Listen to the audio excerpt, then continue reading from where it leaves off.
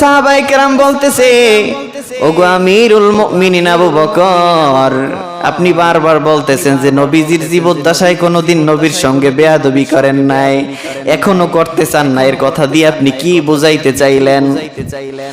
হযরতে আবু বকর বলে, ও আল্লাহর নবীর সাহাবীরা,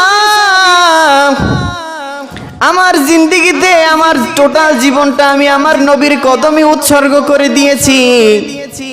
আমার টোটাল জীবনটা আমি আমার নবীর সঙ্গে কাটাইয়া দিছি, নবীর সোহবতে কাটাইলাম। কিন্তু আমার মনে বড় আশা ছিল, নবীর ইন্তেকালের পরে আমি আমার হাবিবের পাশেই আমি দাফনটা নেব। কিয়ামত পর্যন্ত আমি আল্লাহর নবীর সোহবতে থাকতে চাই। আমার কবরটা হবে নবীর রওজার পাশেই হবে। কিন্তু আমার দুর্ভাগ্য, আমি আল্লাহর নবীর কাছে এই অনুমতিটা আমি নিতে পারি নাই। আমি নবীর কাছে এটা বলে রাখতে পারি নাই, অনুমতি রাখতে পারি নাই যে হুজুর আমার কবরটাও আপনার কদমে হবে, আপনার পাশেই হবে, হুজুর আপনি কবুল করে নেন। এই কথাটা আমি বলতে পারি নাই, বলার সুযোগও আমার হয় নাই। যেই কারণে এখন আমি যদি ওই জায়গায় নবীর পাশে যদি আমি কবর নেই, তাহলে এটা নবীর সঙ্গে বেয়াদবি হবে। যেহেতু নবী আমাকে অনুমতি দেয় নাই, আমি অনুমতি চাইতেও পারি নাই। তবে আল্লাহর নবীর সাহাবীরা, এই যে ঘটনাটা মুনতাখাবুস সিয়ার নামক কিতাবের মধ্যে এসেছে, আল্লাহর নবীর সাহাবীদেরকে হযরতে আবু বকর বলে, ও নবীর সাহাবীরা, আমার ইন্তেকালের পরে আমার খাটিয়াটা জানাজার পরে নবীর রওজার কদমের সামনে নিয়ে রাখবা।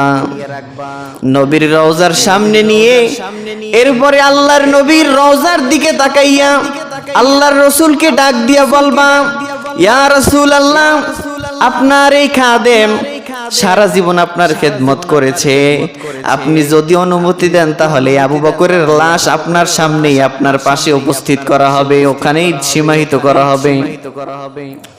আর যদি আপনি অনুমতি না দেন তাহলে জান্নাতুল বাকিতে আবু বকরের দাফন হবে। এই কথা আবু বকর রাদিয়াল্লাহু তাআলা আনহু সাহাবায়ে কেরামদেরকে ওমরকে বলে গেলেন যে, ওমর, আমার ইন্তেকালের পরে এইটা তোমরা করবা।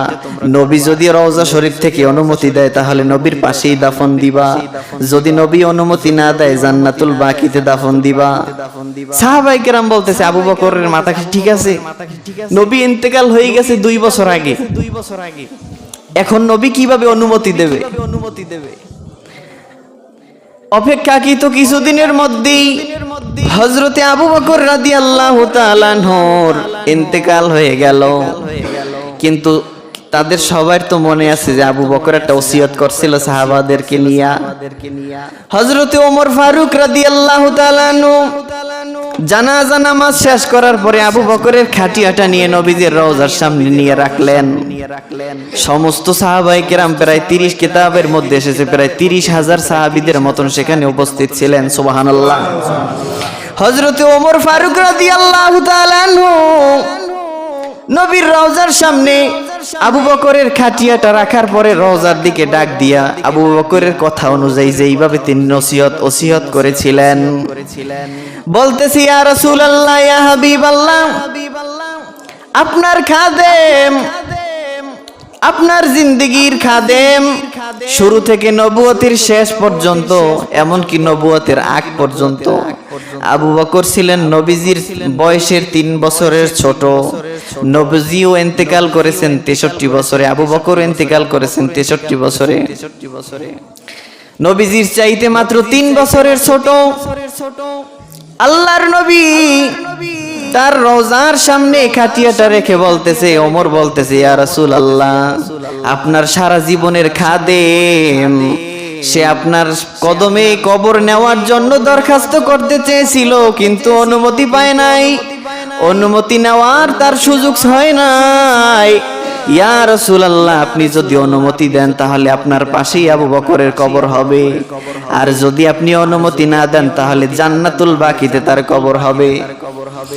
অদৃশ্য থেকে মুনতাখাবুস সিয়ার নামক গ্রন্থের মধ্যে লেখে, অদৃশ্য থেকে একটা আওয়াজ আসলো, আউসিলিল হাবিবি ইলাল হাবিবে, বন্ধুর কাছে বন্ধুকে পাঠাইয়া দাও। আরো জোরে বলেন সুবহানাল্লাহ।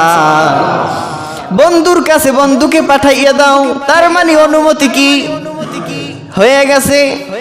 কিয়ামত পর্যন্ত আল্লাহর নবীর ডান পাশেই হযরতে আবু বকর রাদিয়াল্লাহু তাআলা আনহু আল্লাহর নবীর সহবতে থাকবে। সৎ সঙ্গের কারণে মানুষটা সবচাইতে সম্মানিত হয়ে যায়। এই জন্য আল্লাহর নবী বলেছেন, আফজালুন নাসি বাদাল আমবিয়া আবু বকর। সমস্ত নবীদের মধ্যে, নবীদের পরে সমস্ত মানুষের মধ্যে সবচাইতে সম্মানিত সম্ভ্রান্ত মানুষ হচ্ছে আবু বকর। আবু বকর এত সম্মান অর্জন করার কারণ হচ্ছে আল্লাহর নবীর সঙ্গে সারা জীবনটা, তার জীবনটা নবীর কদমে উৎসর্গ করেছেন, নবীজির সোহবতে ছিলেন।